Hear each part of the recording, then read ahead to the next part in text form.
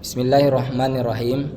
Setiap manusia tumbuh dari rumah dan setiap jiwa dibentuk oleh lingkungan pertama yang sering kita sebut sebagai keluarga.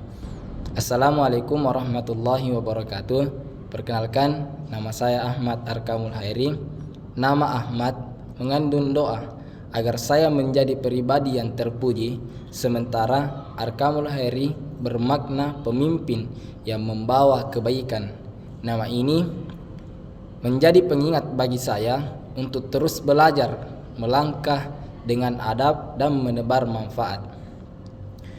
Perkenalkan, saya berasal dari Universitas Muhammadiyah Makassar, program studi BKPI mata kuliah Ilmu Jiwa. Ini dibimbing oleh Ibu Dr. Musdalifah Hidayah, seorang dosen yang memberikan pelajaran secara jelas dan runtun dan sangat relevan dengan kehidupan sehari-hari kita. Kesan saya, beliau mampu membuat kami bukan hanya memahami teori, tetapi juga mampu membaca jiwa manusia dengan empati.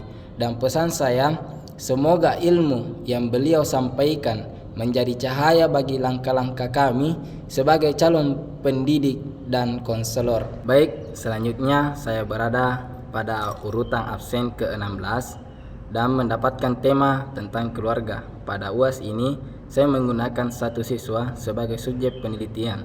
Pada video, saya bersama seseorang siswa SMK 8 Bulukumba dengan nama samaran R, usia 16 tahun, kelas 10, subjek memiliki sifat pendiam, mudah cemas, dan jarang berkomunikasi di rumah.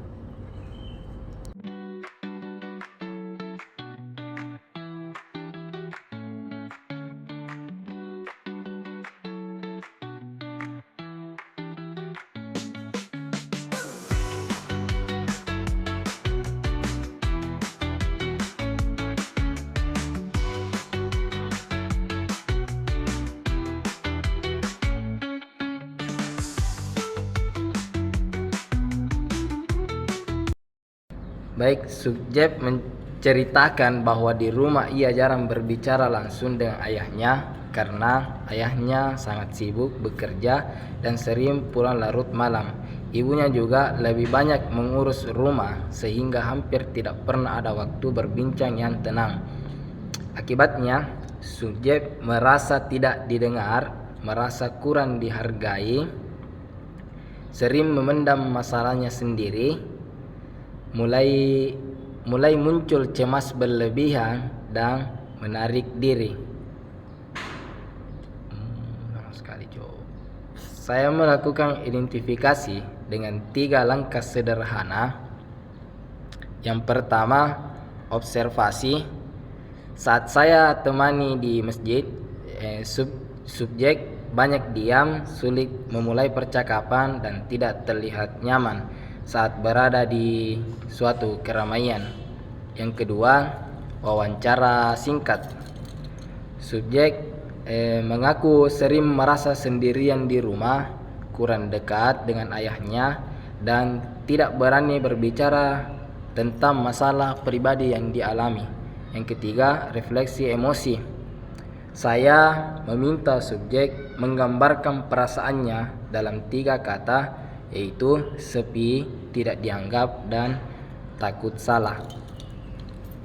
Baik, saya menggunakan 2 teori. Yang pertama, teori behavior. Teori ini fokus pada pembuatan perilaku melalui penguatan pendekatan yang saya lakukan, memberikan respon positif setiap kali subjek mau terbuka bercerita, memberikan pujian verbal, bagus sekali kamu berani bercerita, untuk langkah hebat, melatih subjek untuk mengerjakan tugas kecil seperti mengirim pesan singkat kepada salah satu orang tuanya agar komunikasi mulai terbangun secara bertahap.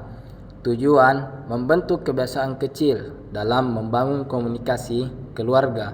Yang kedua, teori humanistik. Teori ini menegakkan penghargaan terhadap manusia sebagai individu yang bernilai. Pendekatan yang saya berikan, duduk sejajar dengan subjek, menggunakan bahasa yang hangat dan tidak menghakimi, menggunakan rasa aman dan mengatakan, perasaanmu valid, kamu berhak didengarkan.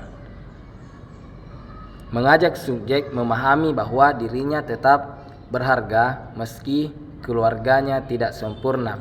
Tujuan membangun kembali rasa percaya diri dan rasa dihargai. Solusi dan bimbingan konseling. Solusi yang saya berikan kepada subjek berdasarkan dua teori tersebut. Yang pertama, jadwal komunikasi kecil. Subjek diminta mencoba bercerita dengan salah satu orang tua 1-2 menit per hari, misalnya bercerita tentang sekolah.